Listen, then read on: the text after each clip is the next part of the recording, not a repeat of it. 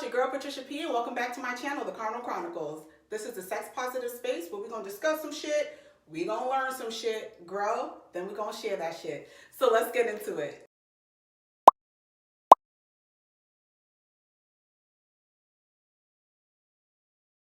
Today, I'm taking you way back. We're discussing the history of sexology, what it is, and some of the pioneers in the field. So, what is sexology? That's the study and the classification of sexual behaviors, identities, and relations. So who's doing the studying and the classifying? That, my friends, would be a sexologist. A sexologist is an individual who studies human sexual behaviors, feelings, and interactions. They apply several academic fields to their studies, such as psychology, sociology, biology, and many others. Their focus, though, is studying sexuality across a lifespan, which includes children and sexuality, because yes, that's actually a thing, puberty, adolescent sexuality, and elderly sexuality, commonly known as the silver years. We can't forget those who are mentally and or physically disabled, because guess what? Disabled people have sex too. Those with a dysfunction, such as erectile disorder or pedophilia as a disorder. But have you ever wondered, where did this all start? Why did it start? Who was intrigued enough by sexual behaviors in humans? Because there's actually sexual behaviors in animals too. But that's for another video. This all started in Germany in the 19th century. Now, don't get me wrong. Obviously, there were humans all across the globe, and many were probably already starting the research around human sexuality. But the study of it was first seen as a science in the academic world in Germany pre-Nazi era. What makes sexology a science?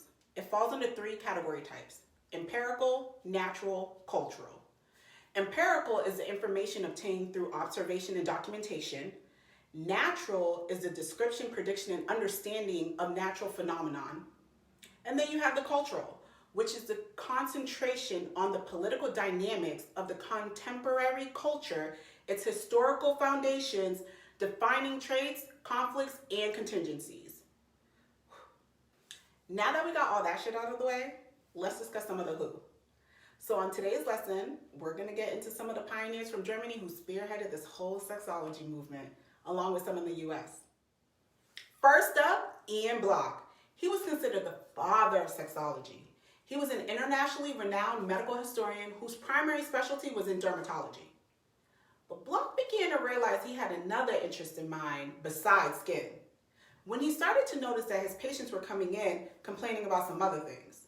He shifted his focus over to sexually transmitted diseases, or what's now more commonly known as sexually transmitted infections. And yes, people, STIs were a thing even back then. But Block's interest into STIs and sexual behavior would spearhead the new concept into the science of sexuality. Block wasn't the only one making some noise. Next up, Magnus Hirschfeld, another pioneer at the time who was known to be an outspoken advocate for sexual minorities. He formed the first gay rights committee that we're actually aware of. He coined the word transvestite, and he assisted in the decriminalization of homosexuality. Magnus believed that homosexuality was acceptable. People that were of that orientation were actually suffering from some sort of disease or disability or an illness.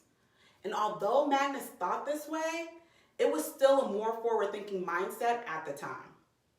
But we also have to remember that there was a lot of confusion going on around that time regarding sexuality and orientation, as it was still being researched. Now, Magnus was also a co-founder with his dear friends Frederick and Arthur. Together, the three of them would form the first sexology organization in 1919 in Berlin. The place provided medical consultation, they provided classes on STIs, masturbation, contraception, sex education, marriage counseling.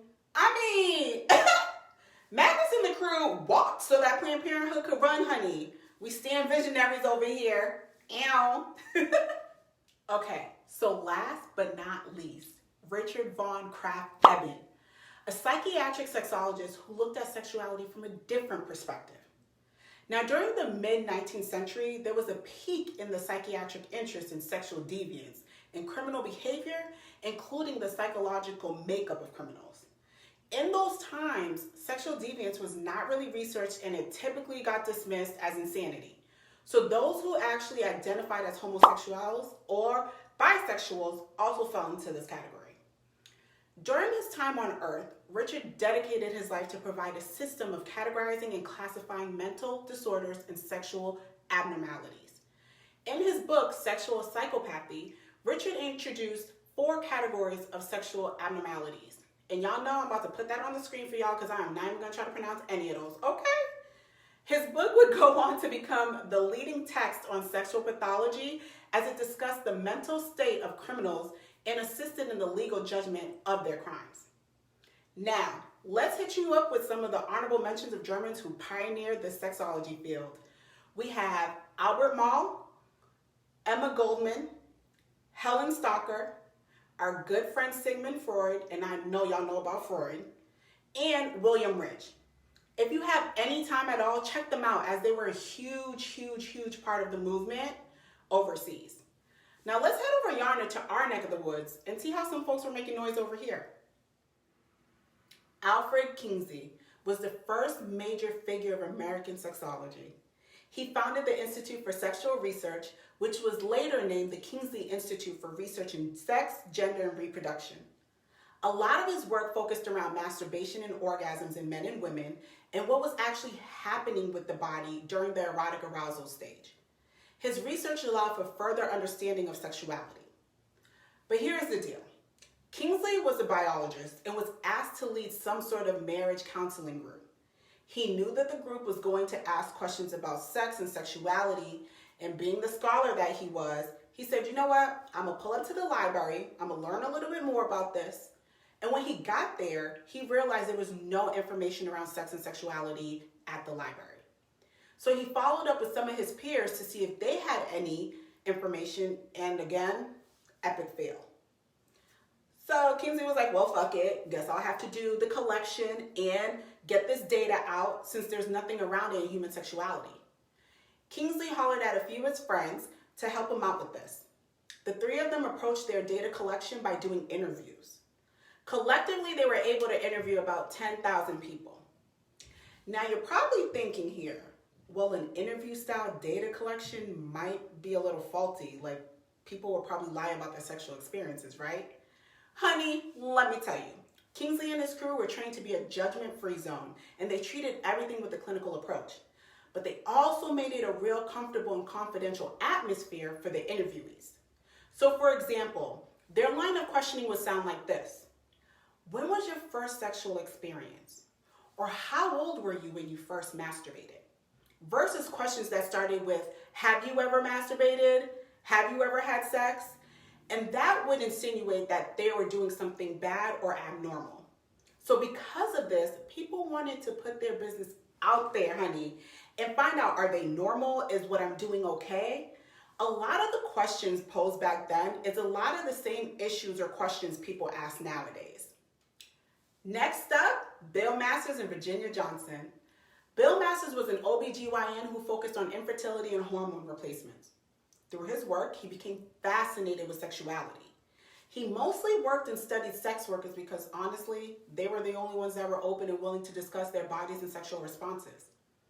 Now, while working with the specific sex worker, she let Bill know that it was all good in the hood with the research he was doing, but he was trash when it came to speaking to women. And he needed to find an interpreter who could speak to women and truly understand them.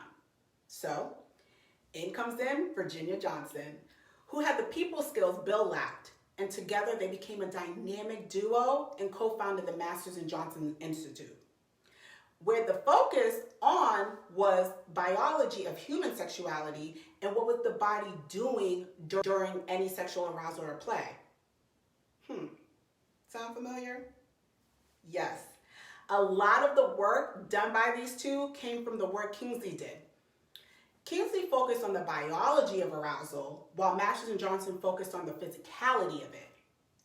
Masters and Johnson created the sexual response cycle, which focused on the excitement, plateau, orgasm, and resolution of the sexual experience. Now, there was some controversy around the work these two did. Now, I'll let you go find out what it is if you're truly interested. And lastly, Helen Singer Kaplan, dubbed the sex queen for pioneering sex therapy in the 60s. Helen had a different perspective that people didn't focus on, and that was desire. She was like, hold up, a lot of people don't have genital dysfunction. Maybe there's a lack of desire, which is why some people's sexual performances aren't up to par. Child, Helen was pretty much like, if I do not burn for you, then it ain't for me. Okay. Now listen, sex is supposed to be fun and never viewed as a job, dirty, or harmful, especially when it's being done correctly with a trusted partner. Now here are a few pioneers from the US that are honorable mentions. William Hartman, Marilyn Fithian, Cher Height. Be sure to check them all out and how they pioneered sexuality in the early 40s and 50s in the US. And look, that's all the time we have for today. Please comment, like, share, and subscribe. Join the Carnal crew and tap that bell too to be notified when a new video becomes available. And remember, this is a sex positive space. Let's discuss some shit, let's learn some shit, let's grow, and then let's share that shit, y'all. Until next time, bye.